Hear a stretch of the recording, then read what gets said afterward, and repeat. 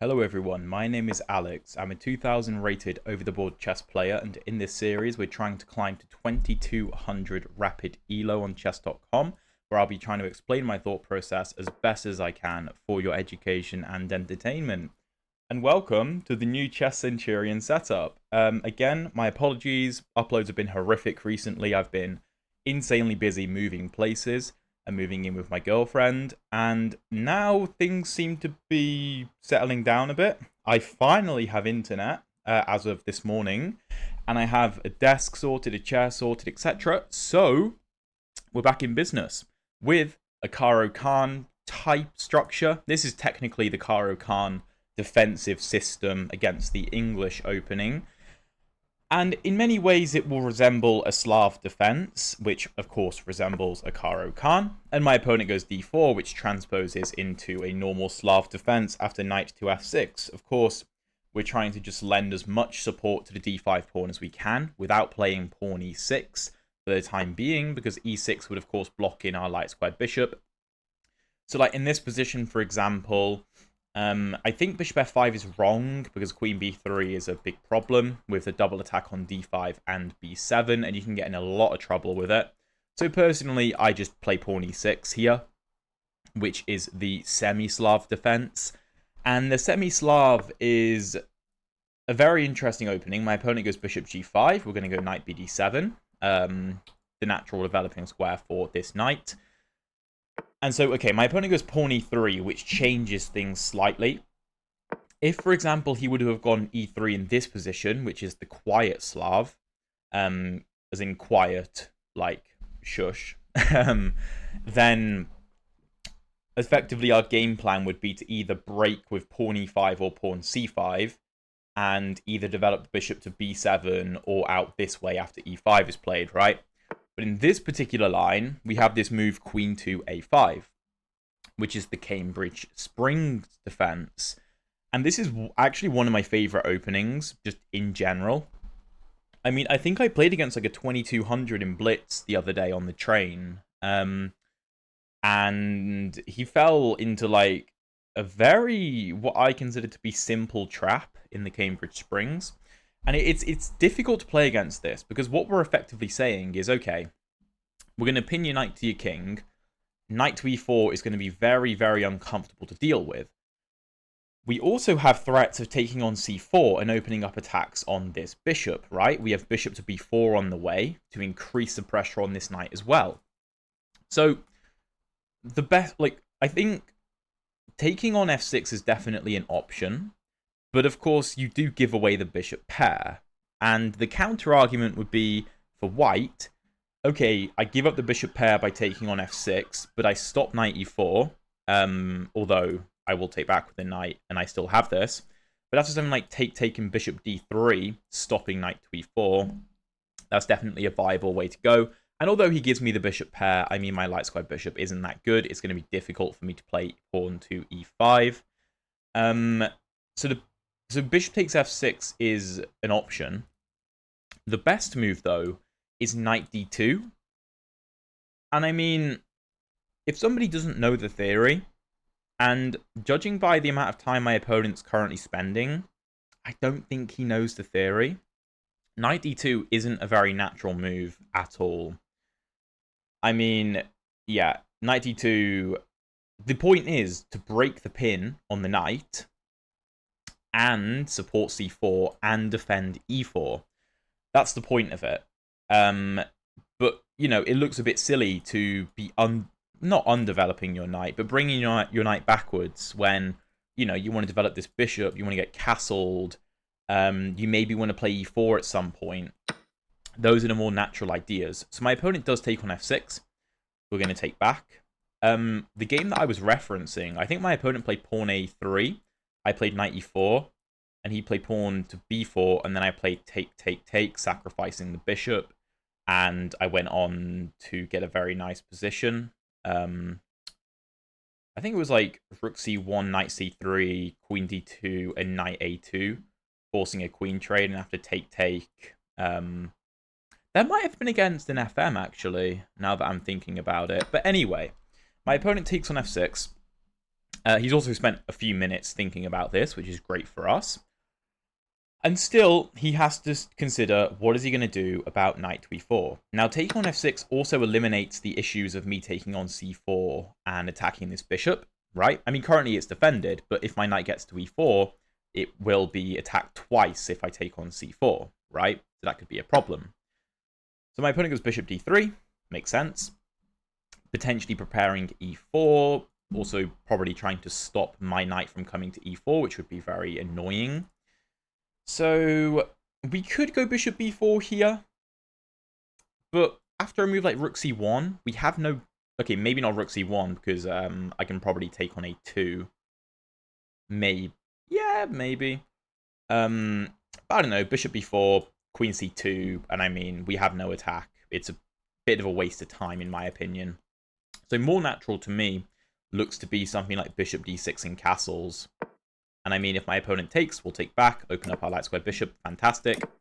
And if he breaks with e4, then, I mean, it's probably a good way to go, to be fair. But c5, I'm not so sure about. Now, what is interesting is typically you'd bring the bishop to c7. However, I probably want to bring my queen back this way. So I'm actually not sure I want to put the bishop on c7. I could put the bishop on b8, theoretically, and bring my queen to c7. Blocks in my rook, but is it that big a deal? I suppose if I move the a pawn up in the future, my rook could be active on the a file. Bishop to e7 just looks too passive to me. And bishop c7 looks too risky, because my queen is running out of squares. So I think what I want to do is try to break with pawn e5. So maybe something like knight d7 and pawn e5. If knight d7, pawn e4, that's a bit annoying. Knight g4, pawn h3. It's no good. Maybe I just start with rook e8 to prepare e5. And if I have to trade off my dark square bishop, it's not the end of the world, I guess. Okay, so either we come to d8 or c7 here. Those are the only two safe squares. On c7, we do line up this battery, which is nice. Maybe knight g4 is an idea then? Because if h3, we can go knight h2. Pawn g3. We can take on f1. Yeah, that looks really good. And you can see how we have the building blocks for a big, big kingside attack, right? Now, white has more space on the queen side, absolutely. This pawn c5 move, while it did, like, break the tension in the center, in the sense that it closed everything off. Okay, I didn't consider this move well enough, actually. I completely missed that. Yeah, so now, of course, knight g4 doesn't work. Okay, so I suppose knight d7 makes a lot of sense. Queen h5, is that an issue? Pawn g6, knight g6. Take. White could sack both minor pieces. Take, and take. King here. But I escape. I escape this way, so that's alright. Let's go knight d7. I'm also expecting pawn f4. That looks to make more sense to me. And I think... Would I want to go f6? f6, queen h5, knight f8. My queen defends f7, although my rook hangs. Ah, my rook is hanging. So f4... If I play take, it looks very risky. Yeah, white is doing an excellent job of suffocating my position here. I think maybe it was better to come back to d8, so that if knight up, I could take... Whoa. That's an excellent move. Queen h5, king here, queen here, king back. Takes... I'm going to have to step over, aren't I? I can't accept that bishop. And if I go to h8, then queen h5 is going to be a big, big issue. Because my king will be stuck on the h-file. Huh. Bishop h7 is a very nice find. I'd only considered what happens if my opponent goes for queen h5 here. And I was like, okay, I can go g6 to block off the diagonal. And if he sacks both minor pieces, I can survive that. Now f6 isn't even playable because of knight g6. King here, queen here. Very uncomfortable. I don't want to put my knight back on f6, but I'm not really seeing what options I've got. But then again, like, then I have no attack ever. Perhaps king e7 and followed by rook h8 is interesting. King e7, queen h5. Knight takes, pawn takes. f7 is so weak. And g6, I mean, I assume he just sacks the bishop. Huh, okay.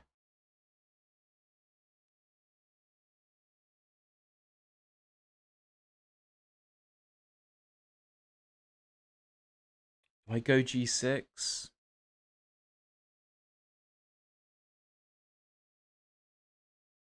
Bishop takes, pawn takes, knight takes, king g7, queen g4, knight f6, queen g3,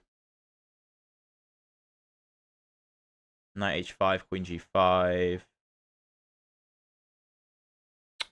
Doesn't look right. Knight f6, the bishop just retreats. Pawn g6. Take, take, take. Maybe king f7. Queen h5, knight h6. I think I've got to go g6 because I need something. And the only thing I've got is this bishop being offside.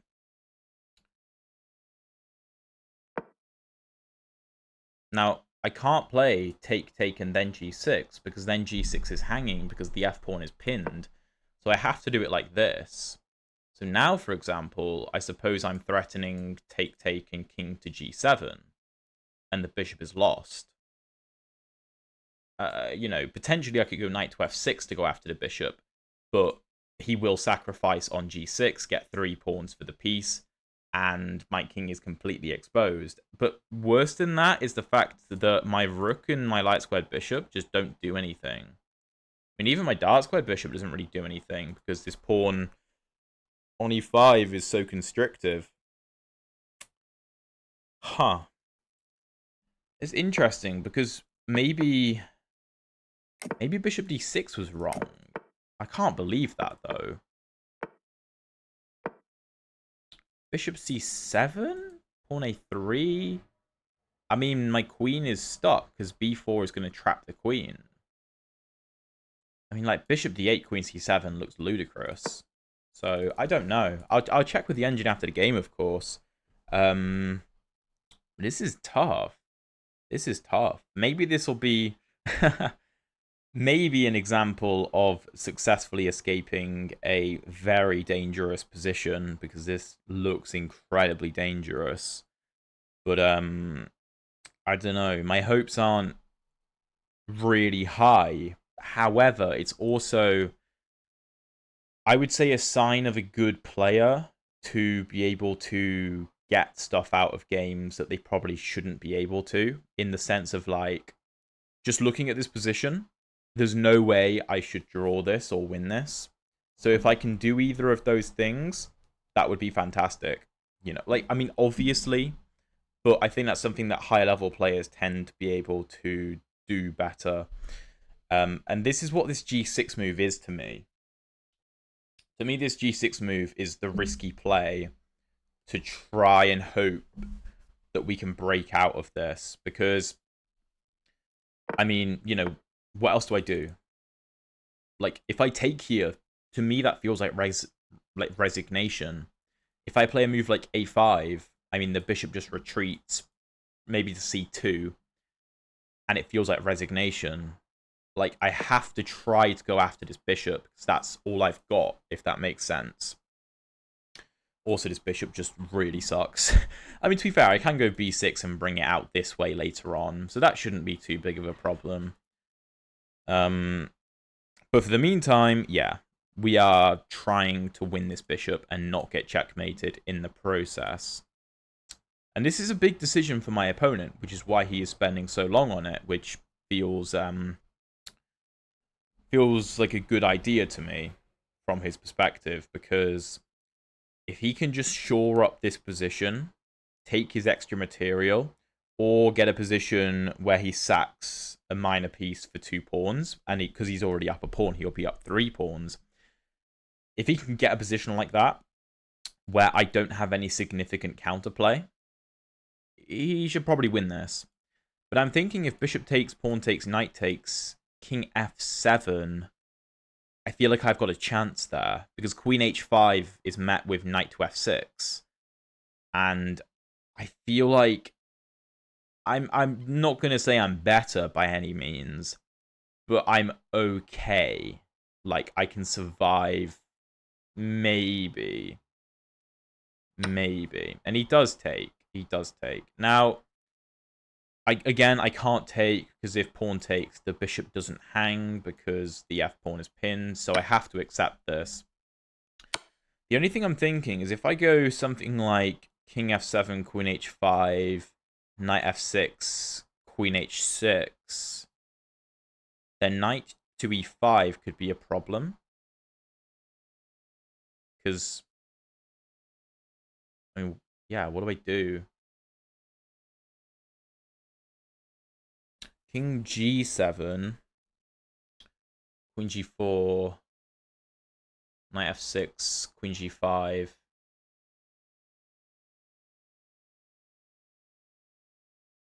I mean, I'm going to get hit with a discovered check, and there's very little I can do about it. So king f... This is a crucial moment to me. Queen h5, knight... Oh, there is also knight e5 double check. Yeah, that could be a problem. I mean, I've got 3 squares to choose from, and g8 feels suicidal.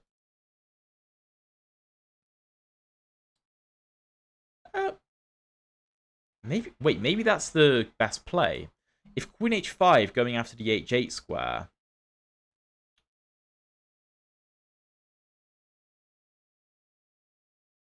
Knight f6, king h8, here. Check. I'm losing the knight.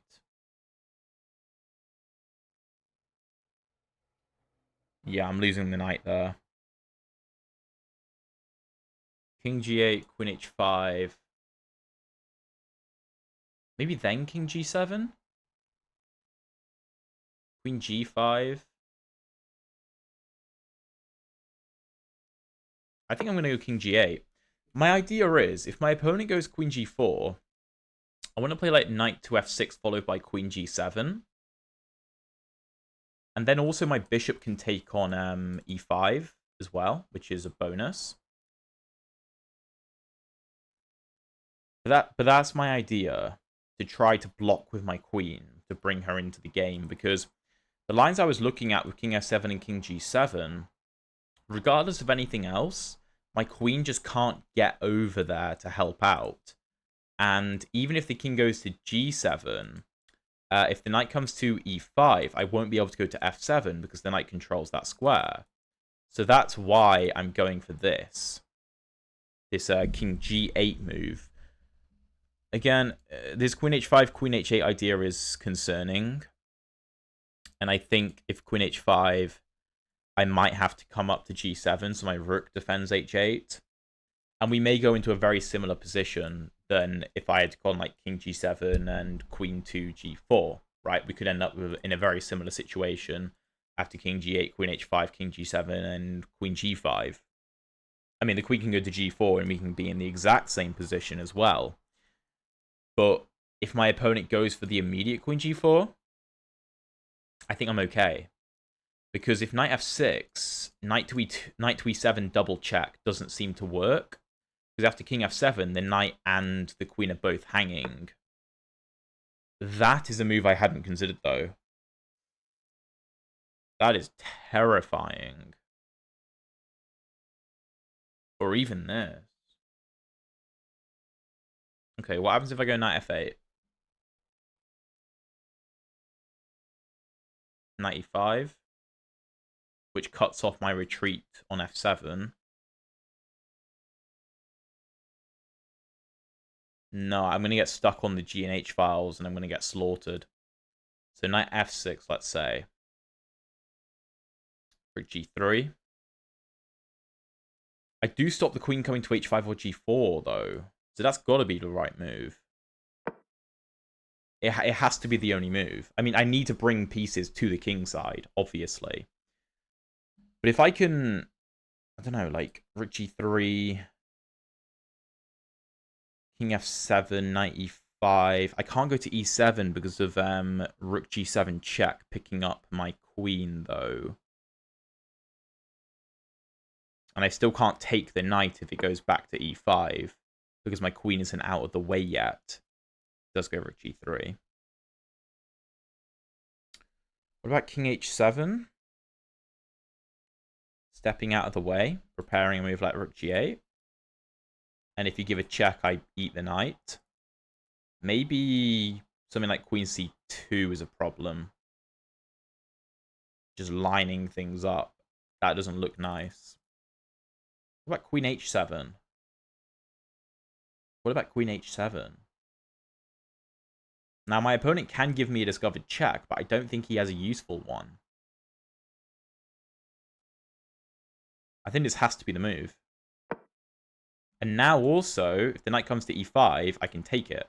Now, I can't immediately take it, because if knight e5, I have to move my king, and I can't go to h8 because rook h3 wins my queen. So I can't do that. But the main point is to give my bishop the chance to take the knight if it lands back on e5. If my opponent does nothing here, I suppose I want to play king to f7, followed by something like rook g8. Again, just trying to surround my king with pieces that can help him, and also prevent the knight coming to e5 for free. He does do it, but after king f8, I'm not sure what the follow-up is. Because, I mean, there's no entry points. The queen can't enter by this diagonal or this diagonal, because that was part of the reason of playing queen h7. That is a very interesting move, though, going after the knight. But can't I just take and take? That seems to be a flawed plan, and this is exactly what I was saying 10 minutes ago, in the sense of, like, trying to get something from these dire-looking positions is so crucial to gaining elo, but also just trying to be a better chess player and fighting on when you've got yourself into a bad situation. It's incredibly important. And this is what I was saying with this g6 move that I played, what was it? 6 moves ago, I played g6. Well aware that this is probably losing, but we have imbalance, right? In this position, if I go something like, I don't know, a5, bishop c2, there is no imbalance. There is just me being down a pawn, right? After g6 and the sacrifice on g6, I'm up a bishop for 3 pawns. That is imbalance, and that gives me hope. So after take, I just take this. He takes. And the game is not over. Don't get me wrong. The game is not over. This is still incredibly difficult. We may be up. What are we up? What are we up? A rook for 3 pawns? Is that the material count? That's nuts. A rook for 3 pawns. Okay.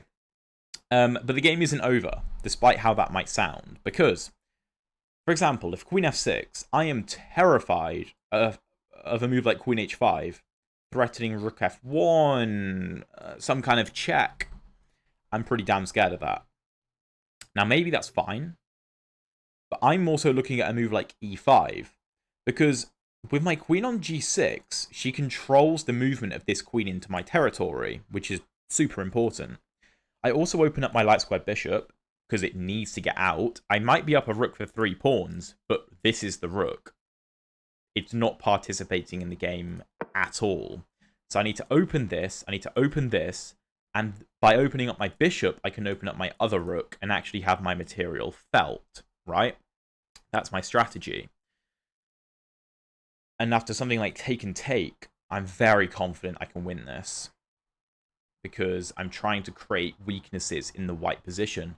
And I'm also trying to use this f6 pawn as an umbrella pawn, which is a very interesting idea in chess, where there's a pawn deep in your territory, near to your king, an opponent's pawn. But this pawn is keeping the f-file closed, right? It might be a white piece, but it's blocking the f-file for the other white pieces. And obviously you can't take your own pawn. I could take it, but I don't want to, because it's keeping the f-file shut. Now, in the future, might the fact that this pawn is controlling g7 and e7 be a problem? Yeah, maybe. Maybe it will. Sometimes umbrella pawns can definitely backfire. But for now, I feel like I can just take it whenever I want. I could even put my king on f7 and bring this rook to h8 or g8 if I want, and have my king relatively safe because the f-file is shut. But again, I probably will take it in the future, given the opportunity, because it is annoying. But for now, it's actually quite useful. So, okay, we've got this rook very active now. The rook is monitoring the 5th rank and looking at this juicy e-pawn. Do I really want to take the e-pawn? No, I mean, I'm not that fussed about it, to be fair. I'm more so concerned with developing this bishop and getting my other rook into the game. Queen d4. I thought that didn't work because of bishop h3. If take, I mate you. You can't take because of the pawn being pinned, of course. Because I initially wanted to play bishop to h3, but there was queen f3 guarding and attacking my bishop, which is why I was delaying it. I could play a move like rook to g5, which looks completely viable. But bishop h3 looks really strong, because if rook a2, that looks very sad. b1 could be a problem. The knight controls that for now, but it could be a problem in the future. And if the queen defends, I mean, for a start, I could just take on e3, and you can't take because of mate. But what I'm actually going for is bishop h3, pawn g3, and rook a2 e8. So I'm not actually trying to checkmate my opponent. I'm trying to develop with tempo. I'm trying to avoid having to move my rook or defend my rook with my queen, let's say, because I want my queen to be an attacking piece. So I want to do this. This is the plan. And my bishop also defends the f1 square. So, you know, maybe I can take on f6 now, because the rook can't come to f1. Can I do this? Yes, but then the queen just moves back. Queen h8 is annoying. So I could go queen h5, defending the bishop and stopping the infiltration. If we trade, I win, of course, because I'm up way too much material. There's no checks. That looks good to me. If queen f4, for example. I mean, take. This is a big threat. Trying to trade more pieces and potentially checkmate my opponent. Yeah, and this is the power of having this umbrella pawn here, because my king is completely safe. Completely safe. Now, I suppose if I take on e3, there is queen to d6 check. King f7, king c7. Probably I have to take then, because if I move up, then queen g7 is an issue. Which is, like I said, g7 and e7 could be problems in the future. I also don't have to take on e3, though. I don't have to. I could play queen g5, which the more I'm looking at it, the stronger it looks. Because... Oh, that's an interesting move. Okay. So if I take, then he takes with check. And then picks the queen back up. And is probably winning. But I can just go rook e7. It's not a problem. The white queen is cut off on both diagonals by my queen and my rook, and on the f-file by her own pawn. By the way, if you're enjoying this video and you've watched this far and you haven't subscribed yet, please subscribe and like, and even comment if you're feeling crazy. But anyway, my opponent resigns because if he trades queens with me, he's down way too much material. And if he moves the queen, then I will take on e3 with check. And then he'll be forced to trade queens with me anyway, and then I'm up way too much material. f7 will fall. The white king is completely exposed, as are the white pawns and pieces. The d pawn is passed. It's pretty obvious. So yeah, bringing back what looked like a very dire game is probably a very useful lesson to everybody watching. At least I hope so. So let's dive into the analysis and see what the computer has to say, because I'm really interested to see where I went wrong in that opening. Okay, so 85% accuracy for my opponent, 89.3 for me, and two brilliant moves from my opponent, which, I mean, one of them would have been the sacrifice on g6. The other one? I don't know. Anyway, let's jump into it. So, pawn c4, pawn c6, knight c3, pawn d5. This is the caro-kann against the English. It is literally called the English opening caro-kann defensive system. And then pawn d4, knight f6 transposes into a Slav defense. We have knight f3, pawn e6, bishop g5, knight bd7, e3, and queen a5. And this is the Cambridge Springs defense. And yeah, I also forgot to mention cd5 is another move, but it's so easy for white to go wrong in these positions. Let's say white goes bishop d3, developing the bishop. Well, that's an inaccuracy. After take and knight e4, the bishop is hit, the knight is hit, and after bishop h4, knight c3, bc3, queen c3, and knight d2, white is down a pawn. Engine thinks white has some counterplay, probably because of my lack of development and my light square bishop sucks. But, I mean, I would happily be up a pawn. As I mentioned, I had a game recently that went pawn a3, knight e4, pawn b4, and bishop b4. Here, rook c1, take here and here. And I went on to win this game against... Like I said, I'm pretty sure it was a titled player. I was just playing on the train, some blitz. So as you can see, it's very trappy. Very, very trappy. Like, the combination of knight e4 and bishop b4, also dc4 can be a big issue for white. But he takes on f6, which is a good approach. Because it takes a lot of venom out of the position. After bishop d3, I went bishop d6, which is a mistake. Yeah. So I kind of figured that later.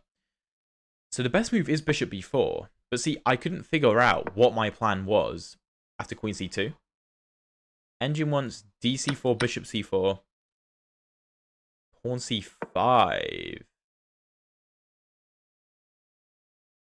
Castles, cd4. ed4. And then castles. And then how are we developing this bishop? Like via d7, I guess? I think so. I suppose this is interesting. I don't know, like knight e5, rook d8, and d4 is quite weak. So this is how the engine preferred me play the position. And I guess I can always put the bishop back on f8. So bishop d6 is wrong, because after castles, there is c5. And bishop b8 is fine. Bishop b7 is slightly better, but it's all not that good. Pawn a3, I go rook e8, which is the best move. Pawn b4 and queen c7. Yeah, that's the big mistake. So queen d8 has to be played. Because I completely missed the idea of knight e5. See, now if knight e5 is played, we snap that knight immediately. Knight d7, and if pawn f4, what, pawn f6 maybe? Not yet. Oh, pawn b6, yeah, that makes much more sense. And if pawn f5, for example, we can just take, it's not a big deal. We're not getting checkmated. If queen h5, pawn g6, queen h6, it looks scary, but, like, there's not really a way through. Like, take, take, take. Rook f3, rook h3 is definitely concerning.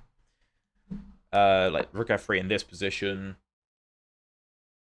The only defense is pawn f5. And if rook over, we defend. And if en passant, then we take with lots of pressure. And rook e7 will defend very nicely. d3 is hanging. Everything is hanging. But yeah, I went queen c7. And after knight e5, knight d7 is another mistake. It's normally the second mistake that kills you, not the first. And while queen c7 was the first mistake, knight d7 was the big, big one. And the best move is g6. And I saw this move, but I didn't think it... Well, I thought it was too slow. I thought that after pawn f4, I lost my opportunity to challenge the knight. And to be fair, the engine does just want to curl up in the ball. So, you know, like, it suggests, for example, queen e7, pawn a4, pawn a6, pawn a5, allowing the knight into b6 whenever it wants. Like, this is pretty terrifying. Not a fun position at all. And my bishop pair is not felt. So, but knight d7.